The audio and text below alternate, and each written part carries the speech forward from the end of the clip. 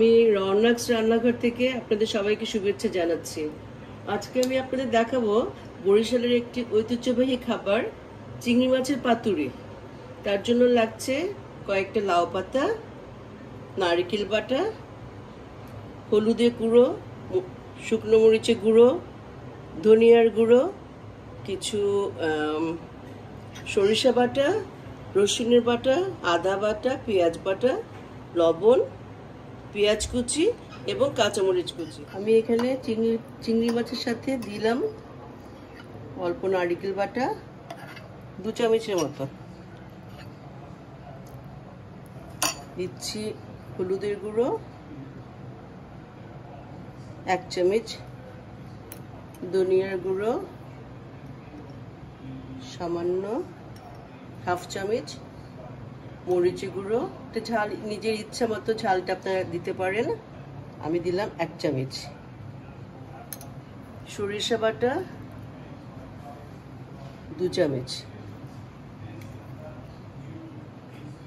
এটাও পছন্দ মতো বাড়াতে কমাতে পারেন, সামান্য পেঁয়াজ বাটা, অল্প আদা বাটা,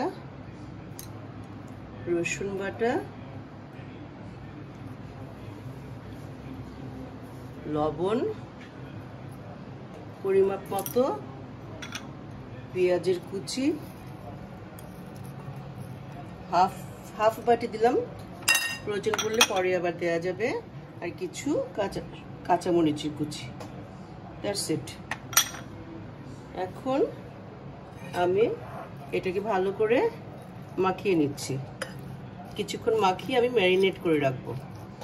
থ্যাংক ইউ। আমি অল্প সরিষার তেল দিচ্ছি, এটা খেতে ভালো লাগে, সরিষার তেলের একটা গন্ধ আসে।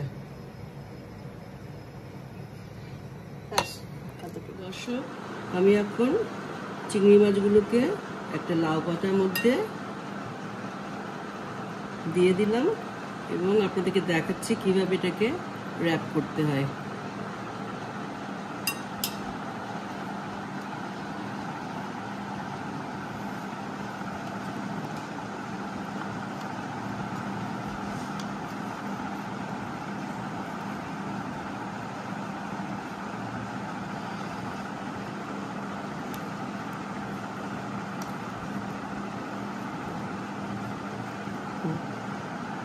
এভাবে এক একটা করে আমরা মাছ দিয়ে ভিতরে এটাকে র্যাপ করে দেব।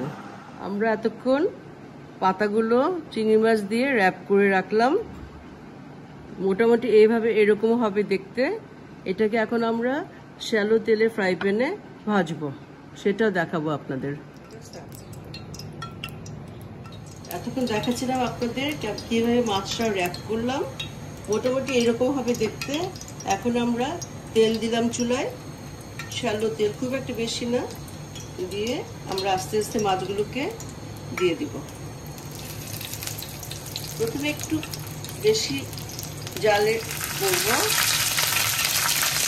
তারপর জালটাকে একটু কমিয়ে দেব, আগুনটাকে একটু কমিয়ে দেব।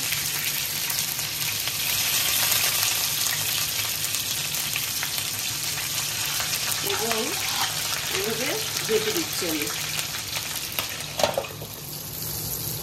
কিছুক্ষণ পর আমরা উল্টে দিলাম এবং এভাবে দেখতে হবে, একটু উল্টে পাল্টে দিলে খেতে ভালো লাগে, জিনিসটাও বেশ নরম হয়।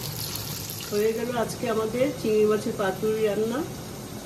আশা করি আপনাদের এটা ভালো লাগবে এবং অবশ্যই আপনারা ট্রাই করুন বাসায় এবং আমাকে কমেন্ট বক্সে জানাবেন কেমন লাগলো। আল্লাহ হাফেজ।